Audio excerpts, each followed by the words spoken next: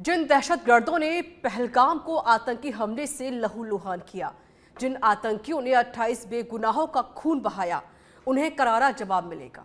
पहलगाम आतंकी हमले के बाद से देश भर में आक्रोश है।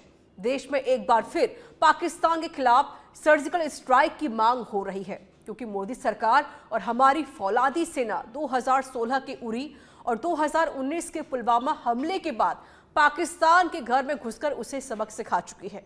अब उरी आतंकी हमले का जवाब भारत ने 10 दिन में सर्जिकल स्ट्राइक करके दे दिया था।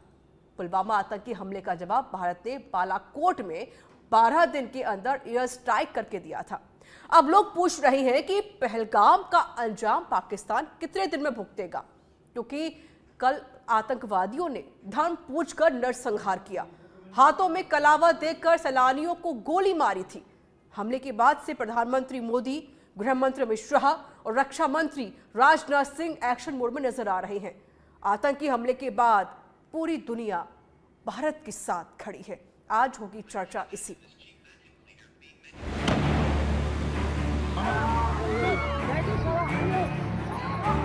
अपने आप बोलिए ना मुझे।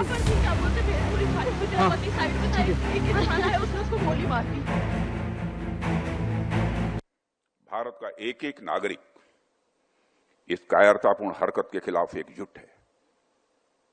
मैं इस मंच से देशवासियों को आश्वस्त करता हूं, घटना के मद्देनजर भारत सरकार वो हर कदम उठाएगी जो जरूरी और उपयुक्त होगा। अरे नहीं, हम लोग फौज हैं, हम लोग।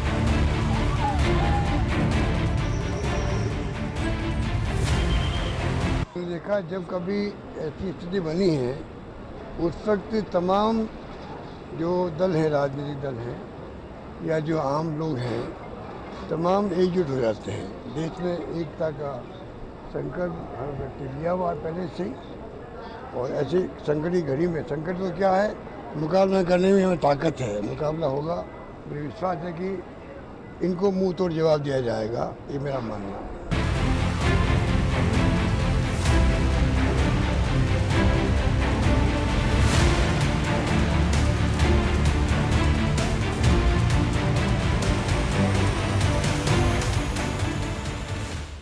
और आज होगी चर्चा। इसी पर प्रवक्ता है बीजेपी से मेरे साथ जुड़े हुए हैं जयपाल सिंह मंडोता। स्वागत आपका। पॉलिटिकल एक्सपर्ट मेरे साथ जुड़े हुए हैं देवेंद्र शास्त्री जी, आपका भी स्वागत है सच पे धड़क में।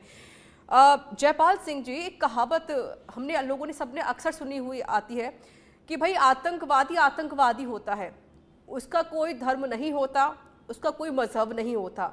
लेकिन जो तस्वीरें सामने आई हैं उसमें पहले उसका नाम पूछा जा रहा है, सैलानियों का उनका धर्म पूछा जा रहा है, अगर वो हिंदू है तो उसे गोली मारी जा रही है। आप जनता है, आप लोगों की तरफ देख रही है और जनता उम्मीद भी आप लोगों से कर रही है कि शायद आप लोग इसका जवाब जरूर देंगे, सरकार कुछ ऐसा ठोस कदम जरूर उठाएगी। क्योंकि जिस तरीके से 2016 का जिक्र हो या 2019 का जिक्र हो, हमेशा सरकार ने जवाब दिया है, हमारी जो सेना है, फौलादी सेना, उन्होंने जवाब दिया है। इस बार आप क्या करने वाले हैं? देखिए ऋचा जी, ये मानवता के दुश्मन निश्चित रूप से हिंदुस्तान में जिस हिसाब के नापाक इरादों के साथ में यहाँ पर अशांति फैलाना चाहते हैं। 2014 के बाद में माननीय मोदी जी के नेतृत्व में सरकार बनी और जो आतंकवाद है उसके खिलाफ जीरो टॉलरेंस की नीति के तहत काम किया। जो नेटवर्क फंडिंग, टेरर फंडिंग हो रही उस पर रोक लगी और घाटी में शांति बहाली हो रही थी। वहाँ शांतिपूर्ण तरह से चुनाव हुआ, वहाँ के लोगों ने भारत के लोकतंत्र और संविधान पर आस्था जताई। और निश्चित रूप से मैं कहना चाहूँगा कि इस प्रकार से देश में माहौल बन रहा था, लेकिन जो नापाक मंसूबों के साथ में, नापाक इरादों के साथ में यहाँ देश में अशांति फैलाना चाहते हैं। और जो मॉड्यूल जिसकी आप चर्चा कर रहे हैं कि वहाँ पर सब कहते हैं कि साहब कहते हैं कि आतंकवाद का कोई धर्म नहीं होता, लेकिन सबने देखा। और दूसरा चीज़ उन्होंने ये भी कहा कि go and tell the Modi. तो ये जो बात है, अब हमें सोचना चाहिए, समझना चाहिए कि जो लोग इस प्रकार की सोच के साथ में इस देश में आ रहे हैं, जहाँ तक जवाब कैसे देना है, कब देना है और कहाँ पर देना है, इस बारे में मोदी जी और सरकार का ट्रैक रिकॉर्ड है। भारतीय सेना ने पहले भी करके दिखाया है। इसमें किसी को संशय नहीं होना चाहिए कि जिन लोगों ने ये कायराना हरकत की है उनको तो जवाब दिया ही जाएगा, लेकिन इसके पीछे जो कौन सी शक्तियां हैं, जो ताकतें काम कर रही हैं, उनको भी जवाब निश्चित रूप से दिया जाएगा, इसमें कोई संशय नहीं होना चाहिए। ठीक है। लेकिन साथ में ये भी मैं कहना चाहूंगा कि इस देश में जब आज पूरा देश इस बात से स्तब्ध है, हम सब लोग इस बात को लेकर आहत हैं कि जो भी घटना हुई है इस देश में उसका कोई भी किसी प्रकार से समर्थन नहीं कर सकता है, और सब पूरा देश जब श्रद्धांजलि दे रहे हैं उन लोगों को, लेकिन कुछ लोग इसमें राजनीतिक इसको रंग देना का प्रयास कर रहे हैं। और जिस हिसाब के बयान आया है कि यहां पर मुसलमान अपने आप को सुरक्षित महसूस कर रहे हैं, और जो सोच दर्शाती है कुछ लोगों की, उस बारे में भी हमें सोचना चाहिए, उनको भी जवाब देने का वक्त आ गया है। इसलिए जब देश इस बात के साथ में है कि यहां पर आतंकवाद का अब कोई स्थान नहीं है, पूरा देश एक है, और पूरे विश्व को यह संदेश है कि भारत इसमें माकूल जवाब देगा, और पहले भी दिया है, एक ट्रैक रिकॉर्ड बताता है। कोई ये नहीं समझे कि पिछले काफी समय से वहां पे शांति हुई है, लेकिन ये अचानक इस प्रकार की घटना होना और जो मॉड्यूल अपनाया जा रहा है, यह सब हम सबको सोचने को मजबूर करता है। ठीक है। मैं समझता हूं देश की सरकार और भारतीय सेना इसका माकूल और प्रतिकूल जवाब देंगे। देवेंद्र शास्त्री जी, पहला रिएक्शन क्या है आपको इस घटना को लेकर? देखिए, बहुत ही दुर्भाग्यपूर्ण स्थिति है कि हमारे देश में अभी भी, और स्पेशली धारा 370 के हट जाने के बाद ये देश को एक आश्वासन दिया गया था कि भाई अब जो है सुरक्षित है कश्मीर का इलाका और भारतीय सेना के पूरी तरह नियंत्रण में है। तो देखिए, ये एक दुर्भाग्यपूर्ण घटना हुई है। मैं समझता हूँ कि ये जिस तरह की हरकत पाकिस्तान करता रहा है और एक उसका जवाब भी भारत देता रहा है, लेकिन देखिए अब एक स्थिति दूसरी है। अब भारत सरकार को इस तरह से कदम उठाना चाहिए कि उसमें आपदा में अवसर की गुंजाइश नहीं छोड़नी चाहिए, जैसे कि हम लोग पहले करते रहे हैं। अब देखिए, आतंकवादी जो आया है और वो अगर कलवा देख करके या हिंदू और वो करना चाह रहा है, तो आप उसी मुद्दे को उठा करके, आतंकवादी जो चाहते हैं कि आपके देश में फूट पड़े, आप डिवाइड होकर के रहें, उसी के जाल में अगर आप फंस रहे हैं, तो मैं समझता हूं कि यह हमारी राजनीतिक सोच की बहुत कमजोरी है। हमको पूरे देश को एक साथ रखना चाहिए, विपक्ष को भी साथ लेना चाहिए। विपक्ष को अलग छोड़ करके, ये बात बोलना तो नहीं चाहती थी, मैं नहीं चाहती थी कि आज किसी राजनीति में बातचीत हो। मैं चाहती हूँ कि आज सिर्फ जो हम संवेदना व्यक्त कर रहे हैं या फिर जो हम फील कर रहे हैं वो बातें सामने आए। आतंकवादियों को लेकर भाई किस तरीके से हमले किए जा रहे हैं, लेकिन आप जो बयान का जिक्र कर रहे हैं शास्त्री जी, तो बयान तो सिर्फ वाड्रा जी ने भी दिया है। ऐसा कौन सा मुस्लिम है जो यहाँ पर अपने आपको असुरक्षित महसूस करता है? नहीं, मुस्लिम असुरक्षित यहाँ पर हो रही है। सुरक्षा असुरक्षा का सवाल ही नहीं है। कश्मीर में मुस्लिम भी मारे गए हैं आतंकवादियों के हमले में, तो ये कहना कि साहब ये आतंकवादियों का धर्म भी होता है, मजहब भी होता है, मैं समझता हूं कि हम उनके ट्रैप में फंस रहे हैं और हम अपने जनता के बीच में डिवीजन तैयार कर रहे हैं। ये अच्छी बात नहीं है। ऐसे अवसर पर हमको एक साथ होने की आवश्यकता है। मैं समझता हूं कि इस चीज को हमारी लीडरशिप समझेगी और ये आतंकवादियों का एक टारगेट होता है कि आप डिवीजन हो जाए, मोदी का नाम लेकर के बोल दिया जाए तो मोदी ही टारगेट हो जाए। इसमें देखिए बहुत ज्यादा ये साजिश नजर आती है और इससे बचने की आवश्यकता है भारत सरकार को भी और पूरे देश को। वो एक सिर्फ साजिश है जो धर्म पूछा है आतंकवादी ने कि आप किस ये साजिश है, ये आपके देश में फूट डालने का तरीका है और इसके ट्रैप में नहीं पड़ना चाहिए। और सत्तारूढ़ दल को तो कतई इस तरह की बात नहीं करनी चाहिए कि वो हमारे देश के अंदर दो समुदायों के बीच में डिवीजन अगर आतंकवादी डालना चाहते हैं तो उसके ट्रैप में पूरी जनता को डाल दे और वो मुद्दा उछाल दिया जाए। ये गलत बात है। जयपाल जी, आतंकवादी साजिश रच रहे हैं, फूट डालने की कोशिश कर रहे हैं, धर्म पूछ रहे हैं, जिसके हाथ कलवा बंधा हुआ उसकी वो गोली मार रहे हैं, तो नहीं फंसा चाहिए इस ट्रैप में आप सब लोगों को? ऋचा जी, देखिए कश्मीर के अंदर क्या आतंकवादी हमले होते हैं, उसमें मुस्लिम पुलिसमैन और कांस्टेबल्स और नहीं मारे जाते हैं? वो ऐसा नहीं है। देखिए वो जानबूझ करके एक रणनीति के तहत ये सब फैलाया जाता है। क्या कहेंगे आप? देखिए ऋचा जी, बहुत ही अनफॉर्चुनेट है कि जो शास्त्री साहब बात कह रहे हैं कि हमें इस ट्रैप में फंसना, मतलब वो पूछ रहे हैं कि आपका धर्म क्या है और हम अपना धर्म ही नहीं बताएं, हम ये भी नहीं कह पाए। वो साफ कह रहे हैं, साफ संदेश दे रहे हैं कि जाइए और मोदी जी को बताइए आप इसमें क्या कहना चाह रहे हैं कि जो आतंकवादी जिस सोच के साथ आ रहे हैं उसकी हम चर्चा ही नहीं करें, उसकी बात ही नहीं करें। वो अपनी सोच मानवता के दुश्मन यहां पर बार बार हमारी धरती को लहूलुहान कर रहे हैं। आपको चर्चा करने की आवश्यकता नहीं है, आपको स्ट्राइक करने की आवश्यकता स्ट्राइक है। शास्त्री जी पहले भी करी आप उस तरह है, की स्ट्राइक जवाब एक बार नहीं, दीजिए। ये हम- मोदी हम सरकार जन- ने की है, घर में घुसकर मार के आए हैं। बालाकोट एयर स्ट्राइक इसका उदाहरण है। नहीं, सुनिए, और जनता के मैं बीच में समझता हूं confusion नहीं फैलाना चाहिए। आप कहिए कि आतंकवादियों का जो लोग सेकुलर लोग हैं आज भी सीना ठोक के कह रहे हैं कि आतंकवाद का कोई धर्म नहीं होता, लेकिन वो आपको धर्म पूछ के मार रहे हैं। क्या अब भी इस देश में चर्चा नहीं होनी चाहिए? क्या अब भी इस देश में बात नहीं करें हम लोग? चर्चा नहीं होनी चाहिए, उस पर स्ट्राइक होनी चाहिए। लेकिन चर्चा से आप कुछ नहीं होने बताइए, वाला है। आप बताइए, चर्चा सुबह खड़गे से जी कहते आपकी हैं, जनता सुबह में खड़गे जी अमित विजन शाह को होगा। फोन करते हैं कि पूरा चर्चा देश से साथ है, कुछ विपिन नहीं साथ होगा। में, लेकिन आपको शाम को स्ट्राइक वाड्रा करनी जी का जो बयान आता है नहीं, कि इस गलत देश बात। में औरंगजेब और बाबर का नाम लेके कुछ इस नहीं। देश में माइनॉरिटी जी को परेशान किया जा रहा है, क्या ये सोच के साथ में होना चाहिए?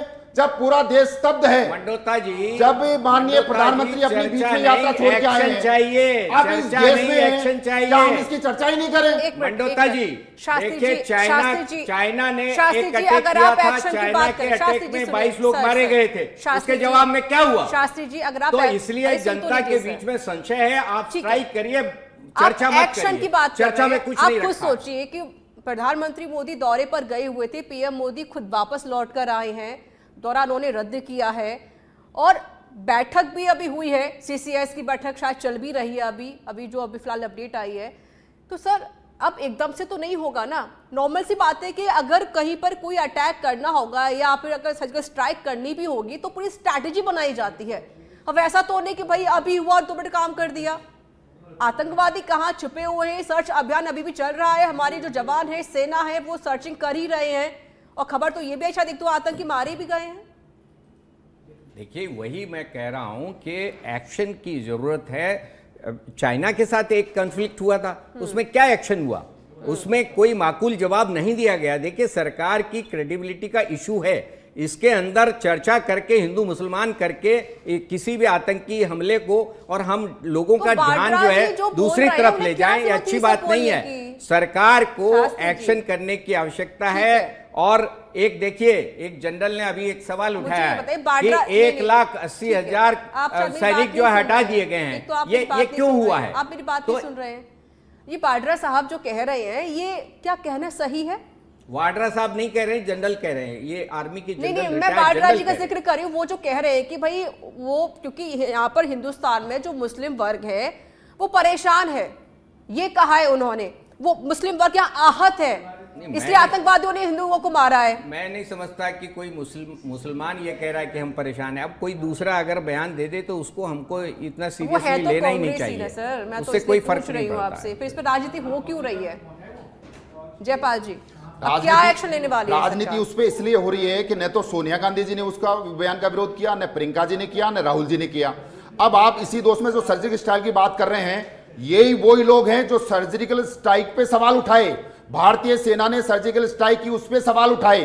तो इस देश में वो बार बार गन पॉइंट पे कह रहे हैं कि आप आयत पढ़ के सुनाइए, आप हिंदू हो इसलिए मार दिया गया। और हम यही नहीं कहें कि हम हिंदू हैं, केवल इसको हिंदू मुसलमान कह के इसको छोड़ा जा सकता है। किसको मैं बताना माफी है के कि साथ आप आप हिंदू सभी हैं को कि रोकना चाहती हूँ सर, प्लीज। मैं रुकिए। अच्छा, बड़ी खबर आ रही है। अरे आप दोनों को मैं रोकना चाहती हूँ माफी के साथ। इस वक्त की बड़ी खबर सामने आ रही है। पहलगाम के मृतकों में एक मृतक की देह पहुंची है जयपुर। बड़ी अपडेट, बड़ी जानकारी आपको दे रहे हैं। इंडिगो की फ्लाइट से श्रीनगर से दिल्ली होते हुए देह को लेकर आया गया है। केंद्रीय मंत्री गजेंद्र सिंह शेखावत भी इसी विमान में आए हैं साथ। कल कश्मीर के पहलगाम में आतंकी हमले में मारे गए नीरज उधवानी, जिनका आज पार्थिव देह जयपुर पहुंच गया है। नीरज के परिजन देह लेकर जयपुर पहुंच रहे हैं, लेकिन उनके परिजन किशोर उधवानी, शुभी अग्रवाल, जेहर पिलानी, आयुषी और फहाद मर्चेंट साथ में आए हैं। एयरपोर्ट पर मंत्री जोगाराम पटेल, सांसद मंजू शर्मा, कांग्रेस विधायक रामकेश मीणा, जिला कलेक्टर जितेंद्र सोनी भी मौजूद हैं।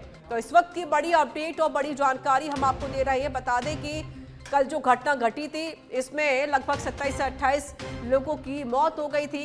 उसके बाद पूरे देश में आक्रोश है और सरकार भी लगातार बैठक कर रही है। कोई बड़ा एक्शन जरूर लिया जाएगा। सीसीएस की बैठक भी जारी है। प्रधानमंत्री मोदी इस बैठक में मौजूद हैं, कई बड़े नेता इस बैठक में मौजूद हैं और इस बीच बड़ा अपडेट सामने आया है कि जयपुर के जो लाल वहां पर गए हुए थे कश्मीर घूमने के लिए, उनकी इस हमले में मौत हो गई। आज उनका पार्थिव देह जयपुर पहुंच गया है।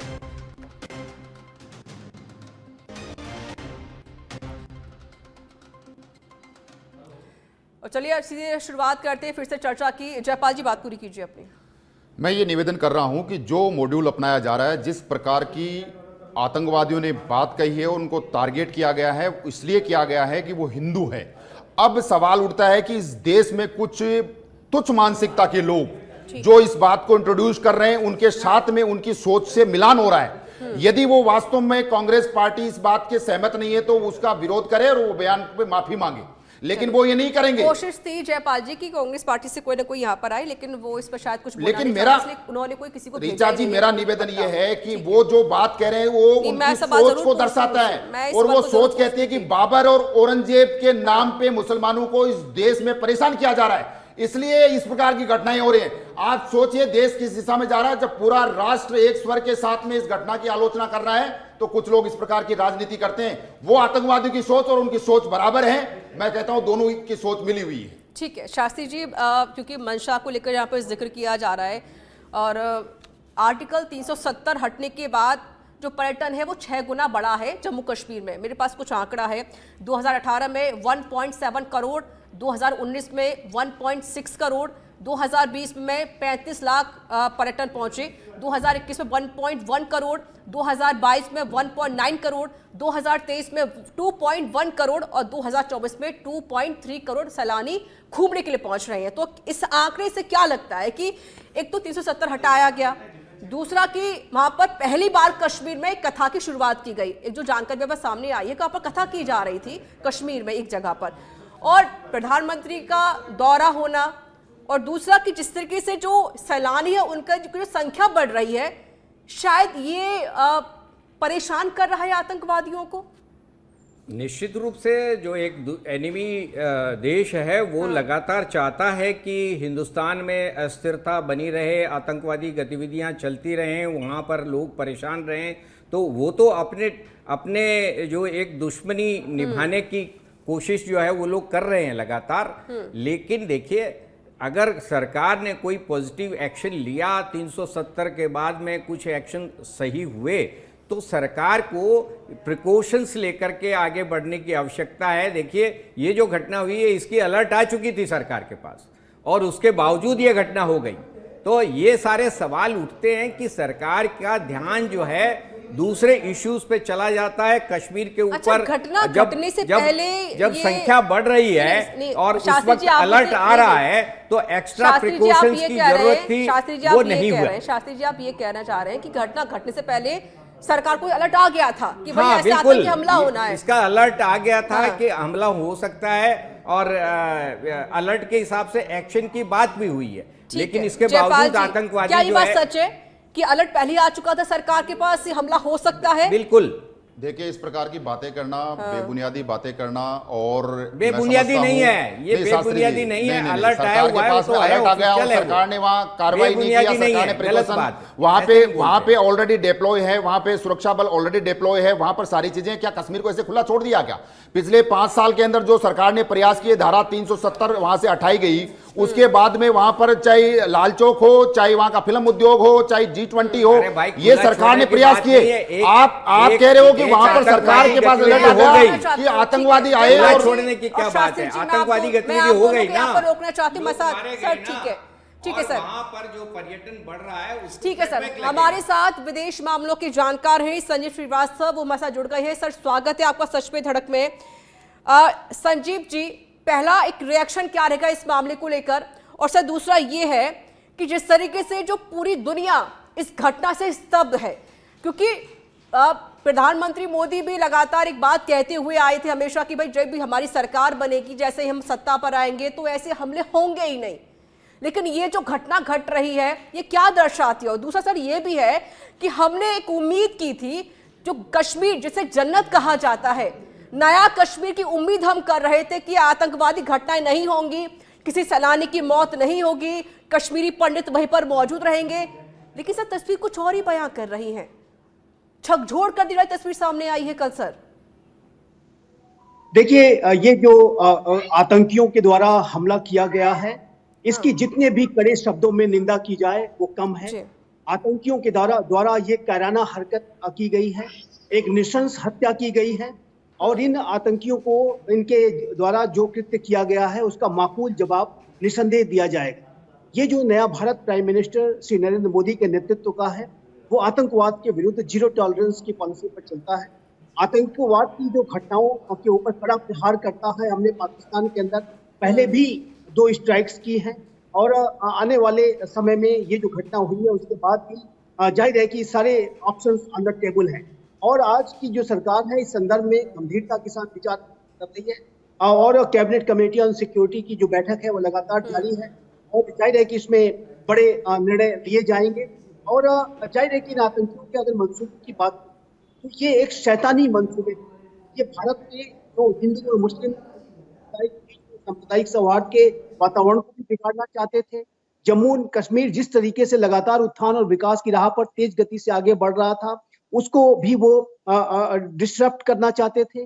भारत में यूनाइटेड स्टेट्स ऑफ अमेरिका के वाइस प्रेसिडेंट जेडी वेंस मौजूद हैं, और इस समय भी उन्होंने ये जो पूरी समय को जो चूज किया है, जाहिर है कि एक सुनियोजित साजिश का परिणाम था। हमारे प्रधानमंत्री सऊदी अरेबिया की यात्रा पर थे, तो जाहिर है कि यह पाकिस्तान के द्वारा रची गई ये साजिश है, और पाकिस्तान ने जाहिर है कि लश्कर तोयबा के क्लोज कोऑर्डिनेशन में, और उसका जो एक front organisation the resistant force TRF ने इसकी जिम्मेदारी ली। तो ये जो घटना है ये उसी तरीके का हमला है, मैं स्पष्ट रूप से कहना चाहता हूँ, जैसा कि हमास नामक आतंकी संगठन ने इजराइल के ऊपर किया था। और जो इजराइल की जो कार्रवाइयां हैं आतंकियों के ऊपर, अमेरिका जिस तरह की कार्रवाइयां करता है, उसी तरीके की कड़ी से कड़ी कार्रवाई इन आतंकवाद की और आतंकवादियों की जड़ों पर करने की आवश्यकता है। क्योंकि मेरा विश्वास है कि भारत की सरकार ऐसा जरूर करेगी, और इसे हम इंश्योर करेंगे कि जिन्होंने इस घटना को अंजाम दिया है उसको उसकी उचित सजा मिले। संजीव जी, क्योंकि जिस तरीके से धर्म के नाम, पहले धर्म पूछा गया, फिर उसके बाद गोली मार दी गई कि भाई तुम हिंदू हो, तो गोली मार दी गई उसको। मैं सिर्फ ये जानना चाहती हूँ सर, क्योंकि बहुत अलग अलग बयान सामने आ रहे हैं। कुछ लोग कह रहे हैं कि भाई हो सकता है कि फूट डालने की कोशिश हो रही हो हिंदुस्तान में, कि हिंदू है तो मार दो, तो फिर इसके बाद फूट डल जाएगी हिंदुस्तान में। तो क्या ये मंशा थी, या वाकई ये मंशा है कि आप हिंदू हैं तो हम आपको मार देंगे, यहाँ के जो मुस्लिम हैं वो परेशान है, वो आहत है सरकार से, तो क्या इसलिए टारगेट किया जा रहा है, चाहे वो जम्मू कश्मीर का जिक्र हो या फिर वो पश्चिम बंगाल की ही बात क्यों ना हो? ये क्या दर्शाता है? धर्म पूछ के किसी को गोली मार देना, किसी की जान ले लेना। ये ऋचा जी, ये जो सोच है ये शैतानी सोच, पूरी मानवता की शक्ति, ये जो है किसी भी धर्म का नाम लेकर के जाहिर है कि इस तरीके के नृशंस हत्या को अंजाम दे नहीं सकते, और इन्हें जस्टिफाई नहीं किया जा सकता, किसी आधार पर नहीं जस्टिफाई किया जा सकता। और ये जो सोच है जिसमें कि धर्मों को आपस में टकराव कराना, क्लैश ऑफ सिविलाइजेशंस जिनको कहते हैं, सभ्यताओं के बीच में टकराव को कराने की सोच है। मैं यहाँ पर आपको छोटा सा एग्जाम्पल देता हूँ आपके दर्शकों के लिए, कि जो हमास ने इजराइल के ऊपर जो हमला किया था वो इस मंशा के साथ किया था कि इजराइल की जो अन्य जो मुस्लिम अरब वर्ल्ड के जो मुस्लिम राष्ट्र हैं उनके साथ जो बातचीत की प्रक्रिया उसको वो तोड़ना चाहते थे, इजराइल को आइसोलेट करना चाहते थे। इजराइल में जो एक इंटीग्रेशन की प्रक्रिया चल रही थी उसको वो डिस्टर्ब करना चाहते थे। उसी तरीके से भारत में जम्मू एंड कश्मीर राज्य में जिस तरीके से प्रगति और विकास लगातार चल रहा है, लगातार वहां पर धारा 370 और 35A के हटाने के बाद से लगातार ये राज्य विकास के नए प्रतिमान स्थापित करता है। ऐसे में इस पूरी घटना को करा करके जम्मू एंड कश्मीर में और पूरे देश में भी मैं कहूंगा कि ये आतंकी साजिश रच रहे हैं। इनकी मंशा आज भी भारत को 1000 कट्स देने की है। जैसे कि इनकी सोच, आतंकी सोच पहले से रही है, वही सोच पे आज भी ये काम कर रहे हैं। लेकिन ऋचा जी, मैं कहना चाहता हूँ, ये जो सोच है पाकिस्तान के पूर्ण विनाश का कारण बनेगी। पाकिस्तान आज स्वयं इन्हीं आतंकी घटनाओं की वजह से जल रहा है, जो भस्मासुर पाकिस्तान ने खड़े कर रखे हैं। तालिबान, तहरीके तालिबान पाकिस्तान, पूरे पाकिस्तान में बड़े हमले करता है, सेना के ऊपर सीधा सीधा हमले करते हैं, पुलिस फोर्सेस पर वहां हमले करते हैं, ट्रेन को अगवा कर लिया जाता है, सेना के काफिलों को उड़ा दिया जाता है। तो ये जो भस्मासुर जो पाकिस्तान ने खड़े किए हैं, ये पाकिस्तान को स्वयं जला रहे हैं। लेकिन आज भी आगे की बात यह है कि आज भी जब पाकिस्तान इसी आतंक की आग में स्वयं जल रहा है, उसने आज भी आतंक के माध्यम से भारत को टारगेट करना नहीं चाहा है। यही जो मति जिसको बोलते हैं पूरी तरह से भ्रष्ट बुद्धि जो है, ये पाकिस्तान के विनाश का पूर्ण पतन का कारण बनेगी। मैं स्पष्ट शास्त्री जी लास्ट कमेंट। देखो ऋचा, ये अब भारत सरकार के लिए बड़ी गोल्डन अपॉर्चुनिटी है कि पाकिस्तान के अंदर जो अलगाववादी आंदोलन चल रहे हैं, बलूचिस्तान का आंदोलन चल रहा है और जो कश्मीर का जो हिस्सा पाकिस्तान के पास है वहाँ पर भी आंदोलन है, उसको ज़्यादा समर्थन दे करके सीधे स्ट्राइक कर सकती है भारत सरकार। लेकिन यह है कि क्या उसकी तैयारी है, और आज नहीं तो 6 महीने साल भर के अंदर भी सरकार को इस लाइन पर सोचना चाहिए कि पाकिस्तान का हमेशा हमेशा के लिए ये जो झगड़ा है ये खत्म करने की और बढ़े सरकार। जयपाल जी देखिए, निश्चित रूप से अभी जैसा संजीव साहब ने कहा कि ये जो सोच है, इस सोच को जड़ से खत्म करने के लिए काम करना है। और निश्चित रूप से भारत ने संदेश दिया है कि न भारत झुकेगा और न रुकेगा। इस प्रकार की सोच रखने वालों को जड़ से खत्म कर दिया जाएगा। भारतीय सेना ने पहले करके दिखाया है, इसलिए हमें किसी प्रकार की शंका नहीं होनी चाहिए, विश्वास रखना चाहिए कि ये भारत सरकार और भारतीय सेना, जनता भी आपसे यही उम्मीद कर रही है कि इसका जवाब देना जरूरी है ताकि जो जिनकी मौत हुई है उनको न्याय मिल सके। और सरकार भी आपकी तरफ कोशिश है कि भाई सरकार की, क्योंकि अभी फिलहाल बैठक तो चल ही रही है, लेकिन उसके बाद क्या डिसीजन लिया जाए देखने वाली बात होगी। इस कार्यक्रम में इतना ही। देश दुनिया की तमाम बड़ी खबरों के लिए बनी रही है सच पे धड़क के साथ। धन्यवाद। पहलगाम के मृतकों में एक मृतक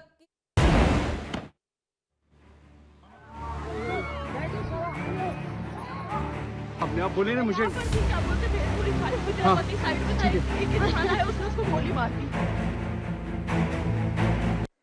भारत का एक एक नागरिक इस कायरतापूर्ण हरकत के खिलाफ एकजुट है। मैं इस मंच से देशवासियों को आश्वस्त करता हूं, घटना के मद्देनजर भारत सरकार वो हर कदम उठाएगी जो जरूरी और उपयुक्त होगा। अरे नहीं, हम लोग फौज है, हम लोग।